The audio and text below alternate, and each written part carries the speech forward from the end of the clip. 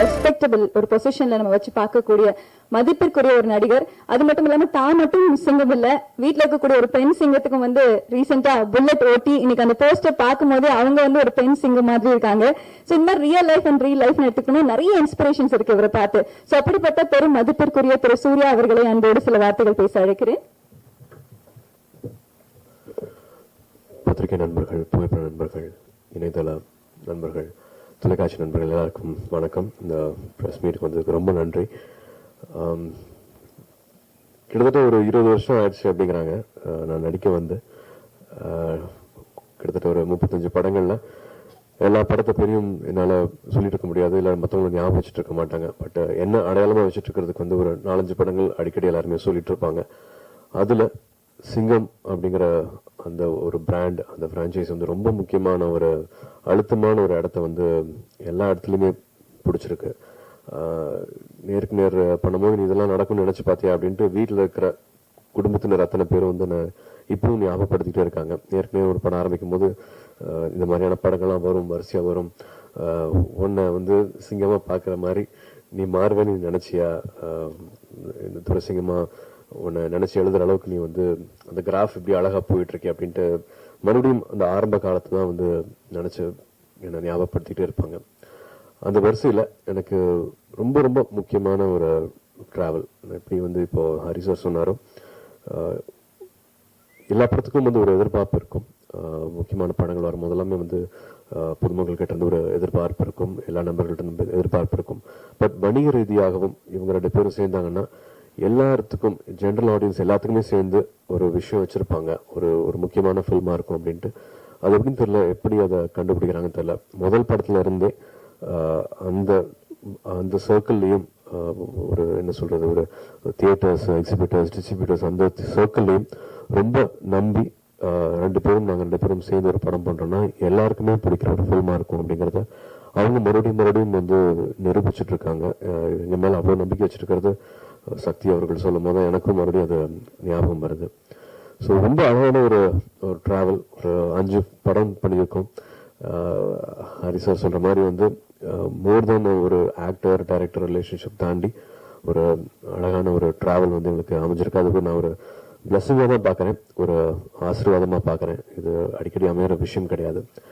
இந்த சிங்கம் படம் இப்படி அமைஞ்சிருக்கு, 3 அமைஞ்சிருக்கு அப்படின்னா இங்க மேடையில் இருக்கிற ஒருத்தர் மாறினாலும் இந்த அழகு சேர்ந்திருக்குமா படத்துக்கு அப்படின்னு என்னால் சொல்ல முடியல.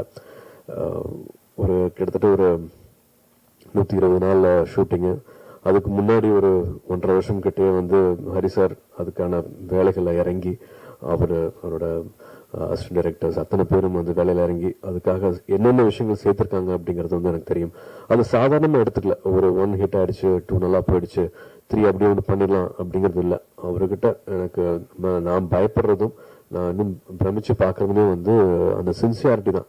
இவ்வளவு வருஷங்கள் ஆனாலும் அது 1% கூட வந்து பாத்துக்கலாம் அப்படிங்கிறது இல்லாம அது இன்னும் மெருகேறிட்டே தான் போயிட்டு இருக்குது. அந்த பயமும் அந்த சின்சாரிட்டியும் வந்து கூடிக்கிட்டே தான் போயிட்டு இருக்கு.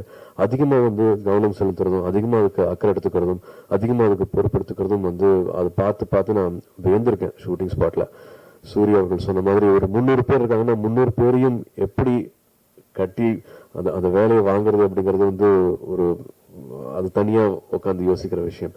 ஒரு டாக்குமெண்ட் பண்ணி இன்னைக்கு இவ்வளவு ஷார்ட்ஸ் எடுக்கணும் அப்படின்ட்டு ஒரு டாக்குமெண்ட் பண்ணி டைரியில எழுதி வச்சுக்கிட்டு எடுத்தாலே வந்து அன்னைக்கு எடுத்திருக்க முடியாது, முடிச்சிருக்க முடியாது. பட் அப்படி இல்லாம கிட்டத்தட்ட ஒரு 17 lakh 18 lakh ஃபீட் எப்படி மைண்ட்ல வச்சுக்கிறாங்க, எப்படி அது ஒரு நாளுக்குள்ள வந்து ஒரு யூஸ்வலா ஒரு ஃபிலிம்ல வந்து ஒரு 25-30 ஷார்ட்ஸ் ஒரு நாள் கேன் பண்ணாலே வந்து அது பெரிய விஷயம்ட்டு பொதுவாக நினைப்பாங்க. 30 to 40 ஷார்ட்ஸ் நல்லா வந்தாலே போகும்ட்டு. சஞ்சய் லீலா பன்சல்லாம் ஒரு நாளைக்கு ஒரு 2 ஷாட் தான் எடுப்பாரு அப்படின்னு நான் கேள்விப்பட்டிருக்கேன். பட் நாங்க வந்து ஒரு 90 ஷாட், கிட்டத்தட்ட 90 ஷார்ட்ஸ் அது ஒரு நாளைக்கு எடுத்துருவோம். அவ்வளவு ஷார்ட்ஸ் வந்து சேர்க்க முடியுது, அதுவும் எந்த காம்ப்ரமைஸும் இல்லாம. படம் பார்த்துட்டு வீட்டில் இருக்கிறவங்களும் படம் பார்த்துட்டு வந்து எல்லாருமே நல்லா நடிச்சிருக்காங்க அப்படின்னு சொல்லுவாங்க. இந்த வேகம், இந்த பரபரப்பு இதெல்லாம் எங்களுக்கு தான் தெரியும். பட் ஒரு வீட்டுக்குள்ள இருக்கிற ஒரு ஸ்மால் சர்க்கிள் படம் பார்த்துட்டு எல்லாருமே நல்லா நடிச்சிருக்காங்க அப்படின்னு சொல்லுவாங்க. எல்லாருக்குமே வந்து ஒரு எப்படி அதை நடிக்க வைக்கிறாங்க, இந்த பரபரப்புல எல்லாருக்குமே ஒரு கரெக்டான ஒரு மீட்டர் ஒன்று பிடிக்கிறாரு, எல்லா ஆக்டர்ஸுமே நல்லா பிஹேவ் பண்றாங்க ஸ்கிரீன்ல, எதுவுமே அதிகப்படியா இல்லை அப்படின்ட்டு அந்த ஃபீட்பேக் வரும்போது எங்களுக்கு ரொம்ப சந்தோஷமா இருக்கும். ஒரு ட்ரெய்லர் ஃபர்ஸ்ட் கட் பண்ணிட்டு வந்து இது பாருங்க அப்படின்ட்டு ஒரு தனி ஸ்கிரீன்ல போட்டு காமிச்சாங்க.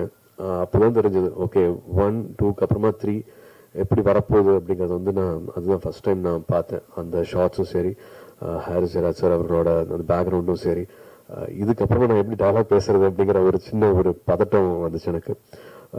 அந்த மீட்டர் எப்படி செட் பண்றாரு அப்படிங்கறது வந்து இப்பவும் நான் வேந்து தான் பார்த்துட்டு இருக்கேன். ஹாரிஸ் ஜெயராஜ் சார் வந்து எனக்கு ஒரு பெரிய அசட் மாதிரின்னு சொல்லலாம். என்னோட கெரியர்ல கிட்டத்தட்ட 8 படங்கள் தாண்டிட்டோம். அதுல வந்து அத்தனை படங்களுமே வந்து எனக்கு அவரோட கான்ட்ரிபியூஷன், அவர் மூலமா எனக்கு கிடைச்ச அடையாளம் வந்து எனக்கு ரொம்ப மறக்க முடியாத ரொம்ப முக்கியமான ஒரு அசட் என்னோட கெரியர்ல. ஸோ அவர் கூட சேர்ந்து இந்த 3rd பார்ட்ல வந்து அவரும் சேர்ந்து இந்த படத்துல வந்திருக்கிறது வந்து இன்னும் கூடுதல் அழகுதான் அந்த படத்துக்கு.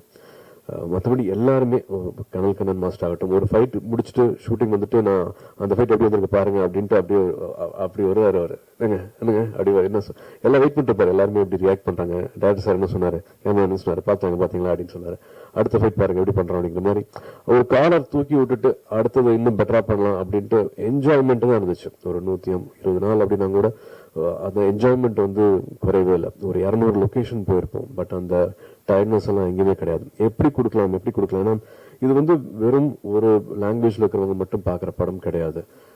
எதனாலயோ ஒரு சாதாரண கமர்ஷியல் பிலிம் இல்லாம மக்களோட அந்த என்ன சொல்றது சப்போர்ட்னால அந்த ஒரு பிளஸிங்னால வந்து கிட்டத்தட்ட ஒரு 5 லாங்குவேஜஸ்ல வந்து இந்த பிலிம் போயிருக்கு அப்படின்னா அதுவே வந்து இது ரெகுலரான பிலிம் இல்லை அப்படிங்கிறதுக்கு வந்து ஒரு எடுத்துக்காட்டா இருக்கு.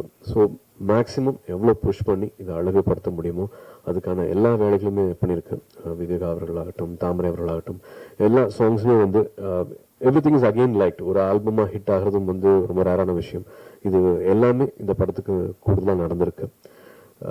ஞானவேல் சொன்ன மாதிரி ஒரு ரொம்ப ஸ்மால் சர்க்கிள் வந்து இந்த படத்தை பார்த்துருக்காங்க. படத்தை பார்த்துட்டு இந்த படத்துக்கு ஏன் நீங்க தள்ளி போட்டுருக்கீங்க, எப்போ வேணாலும் ரிலீஸ் பண்ணலாமே இந்த படத்தை அப்படிங்கிற மாதிரி சொன்னாங்க.